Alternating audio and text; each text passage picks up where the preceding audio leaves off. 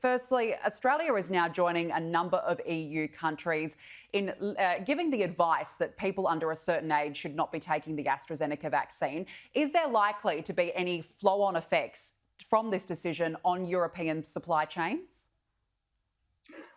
Good morning to Australia.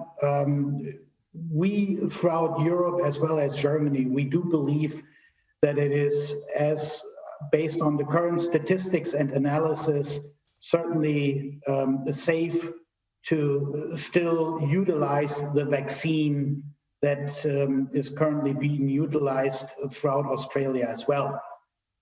We are just overly protective, and as you know, certain cases have confirmed to be careful. So is it likely to have any impact on supply? In reference to the supply itself, we do know that it was a tremendous false in reference to the negotiation process of what kind of vaccine was negotiated from the EU.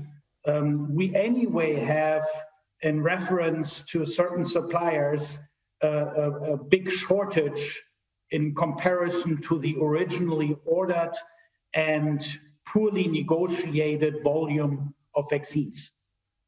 So what has the EU done wrong here? Is the EU to blame, Doctor, for the shortage? To blame is a strong wording. In general, the negotiation was poorly prepared and done from the EU itself, and they did not use the negotiation strength and power they could have utilized to make sure that they have access to a relatively high percentage of the vaccine, which is produced anyway throughout the European Union and within our European countries. We have now the dilemma that the politicians are trying to cover up their former mistakes of poor preparation and negotiation by trying to develop a very protective model to keep the vaccine within the European countries, from my point of view.